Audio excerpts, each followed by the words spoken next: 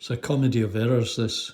I thought I was being cute, and I cut a piece of insulating tape, and I thought, okay, I'll put it on to try and retain those caps.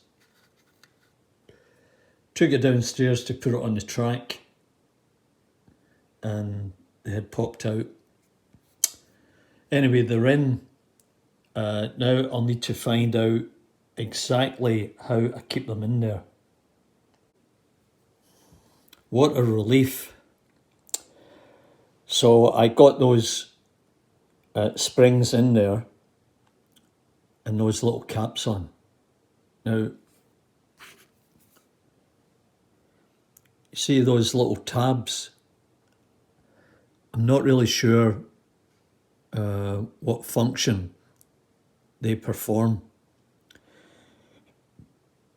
They were like that when they came off, so it's not clear if they should be pushed down to maybe grip the little housing for the spring.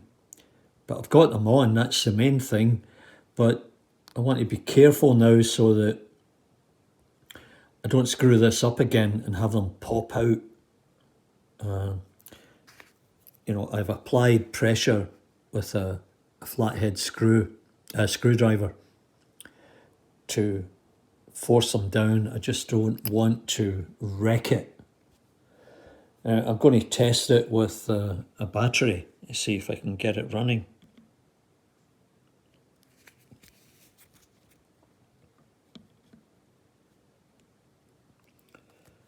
No, I may have to test it on the wheels.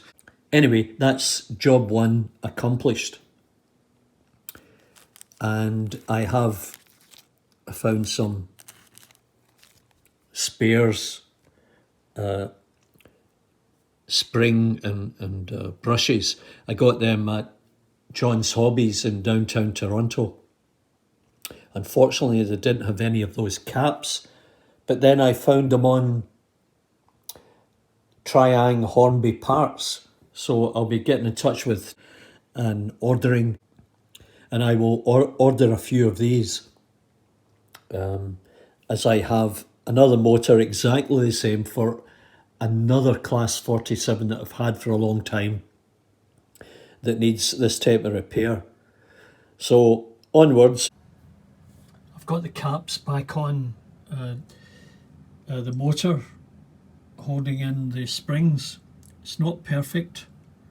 One of the caps is a little bit bent in the wrong way, but here we go.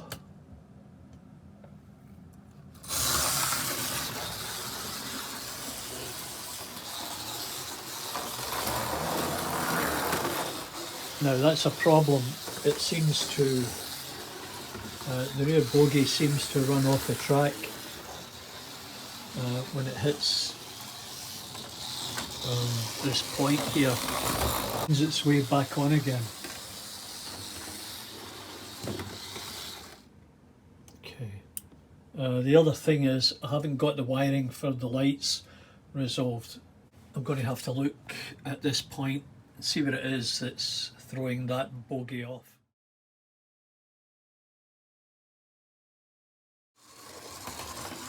Well, big news, folks. Here is the Class 47 with the body on it, and as you can see, it's running. Now,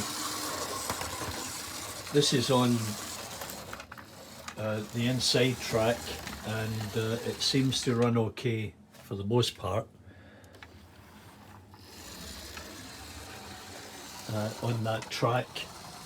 However, if I put it onto the outside track, it derails on the points, and I'm not really sure if that is a result of possibly the wheels being out of gauge. And I've checked them, but there's definitely something going on. So here it is on the other track, and it seems to be running fairly well, and it depends a lot on, oh there you go, that's a troublesome point.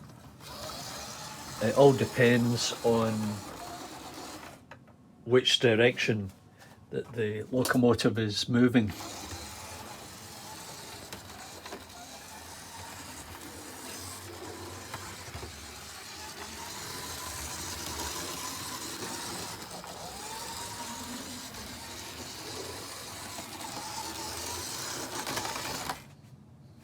Yeah.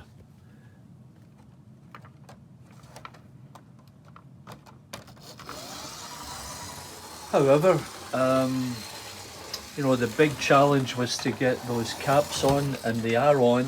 They've stayed on this time, and the LOCO is running, although a little bit hesitant here and there, but I'm happy with that. So we'll sort of close out on this project now that the LOCO is back on track, and we'll move on to the next one, which is the Class 37 that I am awaiting the brass cogs for, to get that and a few other locomotives that require to have that cog replaced. So I hope you've enjoyed this challenge, and thanks to everybody who participated in offering opinions and suggestions, and it was all well received. A great community. Thank you very much, and remember to give me the big thumbs up, and we'll see you here back at Partickhill Station.